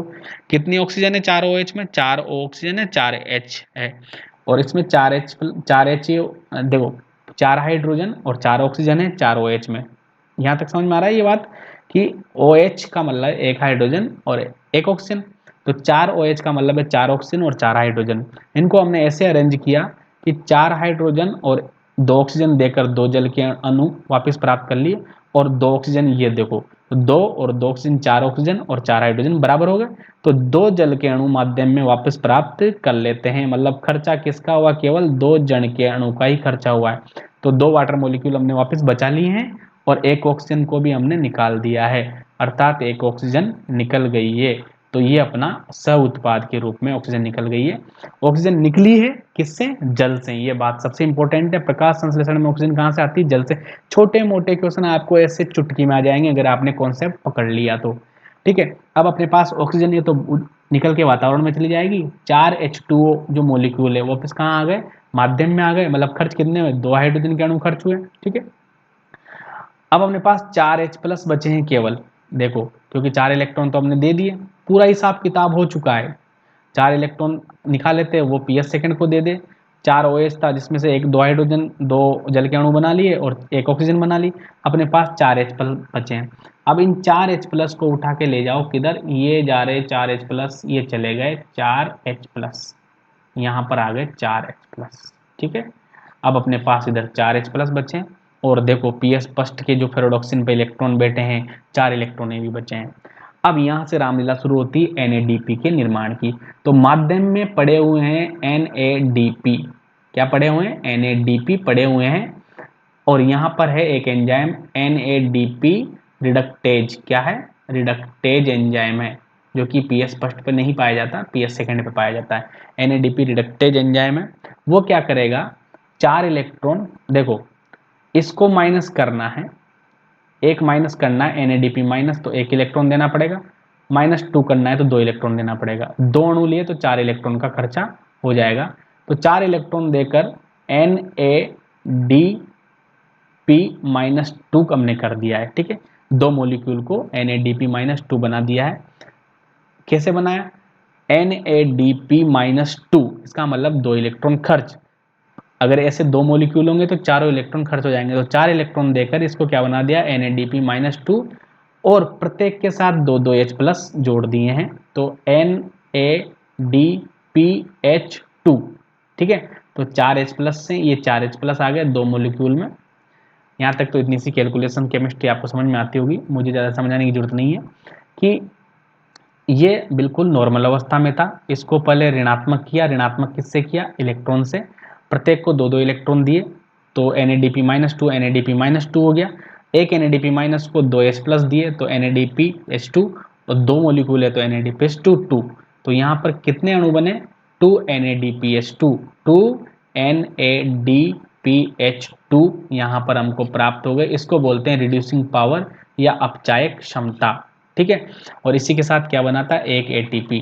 तो नॉन साइक्लिक ETS में क्या बनता है, 2 तो बनते हैं NADPH2 प्लस एक बनता है ATP। क्लियर है बात यहाँ तक, देखो ये पूरा हो गया है जेड स्कीम या non cyclic ETS। Non cyclic इसलिए बोला, अब कुछ कुछ क्वेश्चन जो आते हैं मैं बता देता हूँ। नॉन साइक्लिक इसलिए बोला है क्योंकि पीएस फर्स्ट के इलेक्ट्रॉन निकले तो उसके पास वापस नहीं आए, किसी और के पास गए, पीएस सेकंड के इलेक्ट्रॉन निकले तो उसके पास नहीं आए, पीएस फर्स्ट के पास चले गए, तो ये कहीं से भी वापस लौट के इलेक्ट्रॉन नहीं आ रहे, इसलिए इसको नॉन साइक्लिक बोलते हैं। इसमें ऑक्सीजन निकलती है क्योंकि इसमें जल टूटता है। जल क्यों तोड़ना पड़ा, पीएस सेकंड की इलेक्ट्रॉन की आवश्यकता पूर्ति के लिए जल तोड़ना पड़ा। इलेक्ट्रॉन कहाँ से कहाँ जा रहे हैं, एनर्जी कहाँ से कहाँ जा रही है, पीएस सेकंड से पीएस फर्स्ट की ओर जा रही है। ठीक है, कितने फोटोन यूज हुए, 8 फोटोन यूज हुए हैं, 8 फोटोन यूज हुए हैं एक ऑक्सीजन को निकालने के लिए। जब भी एक ऑक्सीजन को निकालने के लिए कितने फोटोन यूज हुए हैं, 8 फोटोन। 8 फोटोन की रिक्वायरमेंट पड़ी है एक ऑक्सीजन को इमिट करने के लिए। ठीक है, इसलिए इसकी क्वांटम रिक्वायरमेंट क्या हो जाएगी, क्वांटम रिक्वायरमेंट क्या हो जाएगी, ये पढ़ा होगा आपने, क्वांटम रिक्वायरमेंट क्या हो जाती है, 8 फोटोन हो जाती है। ठीक है, 8 फोटोन से एक ऑक्सीजन निकली है। ठीक है, अब देखो इसके अलावा देखो दोनों को पीएस फर्स्ट और पीएस सेकंड को जोड़ने वाली कड़ी कौन सी है, प्लास्टोसाइनिन। क्वेश्चन पूछा जाता है बार बार, पीएस फर्स्ट और पीएस सेकंड को कौन जोड़ता है, प्लास्टोसाइनिन एक कॉपरयुक्त प्रोटीन है। ठीक है, अब देखो यहाँ से सारे क्वेश्चन कवर है। पीएस फर्स्ट का निकलने वाला इलेक्ट्रॉन कौन ग्रहण करेगा, पहले कौन मानते थे अभी कौन मानते हैं, पीएस सेकंड से निकलने वाला इलेक्ट्रॉन कौन ग्रहण करेगा, पहले किसको मानते थे अभी किसको मानते हैं, इलेक्ट्रॉन कहाँ से कहाँ जाएगा, कहाँ पर जाने पर एटीपी बनेगा, कहाँ पर जाने पर एटीपी नहीं बनेगा। ठीक है, ईटीएस में क्या होता है, नॉन ईटीएस क्या होता है, जल किसकी उपस्थिति में टूटता है, Mn+Cl, कैसे टूटता है, कितना टूटता है, ये सब चीज़ें यहाँ पर बिल्कुल कवर है। अब इसके अलावा भी अगर आपको डाउट रह गया हो फिर भी मैं समझा सकता हूँ, अगर आप कमेंट कर दोगे कि सर हमें तो बिल्कुल समझ में नहीं आया, आप और समझा दो, तो मैं एक बार देखो पढ़ के बता देता हूँ सारी चीज़ें। पीएस फर्स्ट और पीएस सेकंड दोनों यूज हो रहे हैं जेड स्कीम में। फाइकोबिलिन पिगमेंट केवल किस में पाया जाता है, पीएस सेकंड में, ये एक्स्ट्रा पॉइंट मैंने लिखा दिया, फाइकोबिलिन केवल पीएस सेकंड में पाया जाता है, पीएस फर्स्ट में नहीं पाया जाता। और देखो पीएस फर्स्ट और पीएस सेकंड कहाँ मिलेंगे, ग्रेनाथाइल लिक्विड पे, तो जेड स्कीम या नॉन साइक्लिक ETS कहाँ होगा, केवल ग्रेनाथाइल लिक्विड पे।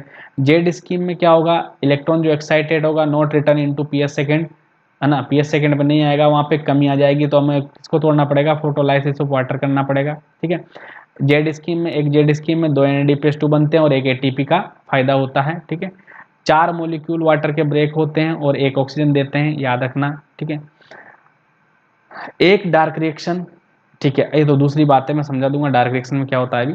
फर्स्ट इलेक्ट्रॉन जो एक्सेप्टर है फियोफाइटिन होती है, कनेक्टिंग लिंक पीएस फर्स्ट और पीएस सेकंड के बीच में प्लास्टोसाइनिन प्रोटीन है, एनर्जी फ्लो पीएस सेकंड से पीएस फर्स्ट की ओर होगा।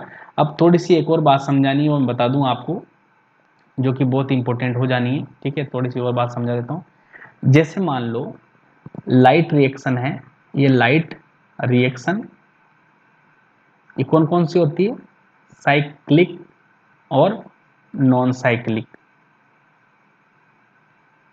साइक्लिक में कितने का फायदा है, केवल 2 एटीपी बनते हैं, और इसके अलावा पीएस फर्स्ट काम आता है ओनली, ठीक है, और 680 नैनोमीटर की लाइट लगती है केवल, ठीक है। और नॉन साइक्लिक में 1 एटीपी बनता है, 2 NADPH2 बनते हैं, इसमें पीएस फर्स्ट और सेकंड दोनों काम आते हैं, और इसमें 680 नैनोमीटर की लाइट से ऊपर भी लगती है और 680 नैनोमीटर की लाइट से कम भी लगती है, ठीक है, दोनों लाइट मिक्स लाइट लगती है यहाँ पर, ठीक है, नॉन साइक्लिक में, क्योंकि इसमें पीएस फर्स्ट और पीएस सेकंड दोनों काम आते हैं, ठीक है। अब देखो हमें डार्क रिएक्शन करनी है, इसके बाद डार्क रिएक्शन हमको करनी है। डार्क रिएक्शन में हमको बनाना है एक ग्लूकोज का मॉलिक्यूल, एक ग्लूकोज का मॉलिक्यूल बनाना है, इतनी सी बात आप ध्यान रखना, एक ग्लूकोज का मॉलिक्यूल बनाना है, जिसके लिए हमें 12 तो NADPH2 चाहिए होंगे और 18 ATP चाहिए होंगे, ठीक है, कुल मिला के यहाँ पर 54 ATP चाहिए होंगे, क्योंकि एक NADPH2 बराबर होता है 3N, एक NADPH2 बराबर होता है 3 ATP के, ठीक है, 3 ATP के बराबर होता है, इसलिए 12 और 18, अगर 12 36 और 18 54 ATP हमको टोटल चाहिए, वो भी किस रूप में, 12 तो NADPH2 के रूप में और 18 ATP के रूप में चाहिए। ये डार्क रिएक्शन में चाहिए हमें, ये तो चाहिए, मस्ट है, लेकिन ये आएंगे किससे, ये आएंगे लाइट रिएक्शन से, और लाइट रिएक्शन कितने भागों में होती है, 2 भागों में। तो सबसे पहले नॉन साइक्लिक को लेते हैं। देखो अगर मान लो ये नॉन साइक्लिक को एक बार चलाएंगे तो 1 ATP और 2 NADPH2 बनेंगे, ठीक है, तो 6 बार चलाएंगे तो 6 इंटू 1 ATP, तो 6 ATP तो ये होगा, ठीक है, 6 ATP अपने पास ये हो गए, 6 ATP बन गए, 6 बार चलाएंगे, और 6 बार ही हम क्या चलाएंगे NADPH2 को बनाने के लिए, तो 12 NADPH2 ये बन गए। कहने का मतलब ये है कि non cyclic iteration Z scheme कितनी बार चलेगी, 6 बार चलेगी, जिससे 12 NADPH2 प्राप्त होंगे, क्योंकि 1 से होते हैं 2, तो 6 से हो जाएंगे 12 NADPH2, और उसी के साथ 1 ATP प्राप्त होता ही है, तो 6 ATP प्राप्त हो जाएंगे। तो 12 NADPH2 और 6 ATP प्राप्त हो गए हमें एक नॉन साइक्लिक से चलाने पर, लेकिन फिर 12 और कम पड़ गए, क्योंकि एटीपी कितने चाहिए, 18 चाहिए, और अपने पास एटीपी कितने, 12 NADPH2 की तो पूर्ति हो गई जेड स्कीम से, लेकिन जेड स्कीम से केवल 6 एटीपी आए, तो हम 6 बार किसको चलाएंगे, साइक्लिक को भी 6 बार चलाएंगे, क्योंकि इससे 2 एटीपी आते हैं, तो 6 इंटू 2 12 एटीपी इससे हो जाएंगे। तो 6 बार चलेगी साइक्लिक और 6 बार चलेगी नॉन साइक्लिक रिएक्शन। तो 6 बार साइक्लिक रिएक्शन चलेगी, प्रत्येक से 2 आते हैं, तो 12 एटीपी तो साइक्लिक एटीएस से आ जाएंगे, और नॉन साइक्लिक एटीएस से 1 एटीपी आता है, तो 6 एटीपी इससे आ जाएंगे, और 12 NADPH2 भी नॉन साइक्लिक से आ जाएंगे, तो अपने पास हो जाएंगे 12 NADPH2 और 18 एटीपी हो जाएंगे। तो इसको बोलेंगे रिड्यूसिंग पावर। ये नॉन साइक्लिक और साइक्लिक दोनों से चलती है और दोनों से ही बनती है। क्लियर है? यहां तक भी अगर कोई बात समझ में नहीं आई हो, ये 6 बार क्यों चला, क्या चला, कैसे चला, तो सर हमें तो कुछ पल्ले नहीं पड़ा, तो फिर भी कमेंट कर देना, दोबारा समझा दूंगा। जिस भी पॉइंट पे तुम्हें समझ में नहीं आया उसी पॉइंट पे दोबारा समझा दूंगा। इसमें समझाने के लिए बहुत कुछ है, क्लास 2-3 घंटे चलती है बोर्ड पे, जब जाके समझा पाऊंगा, लेकिन मैंने कोशिश की है ज़्यादातर क्वेश्चन यहाँ से कवर हो जाएंगे। जिनको समझ में आ गया उनको तो सब समझ में आ गया होगा, और जिनको छोटे मोटे डाउट रह गए, जो भी अपने दिमाग की वजह से रहे हैं, ठीक है, तो वो डाउट जहाँ पर आपकी लिंक नहीं बैठी, किस तरह समझ में नहीं आया ये बताओ, इसका डाउट सोल्व करो, तो आप मुझे कमेंट पर बेशक कमेंट कर देना, ठीक है। कमेंट करते नहीं हो तो मुझे पता कैसे चलेगा, मेरे हिसाब से सब समझ में आ रहा है, आप जीनियस हो। चलो मिलते हैं नेक्स्ट क्लास में, डायरेक्शन पढ़ेंगे। धन्यवाद, बाय बाय, गुड नाइट।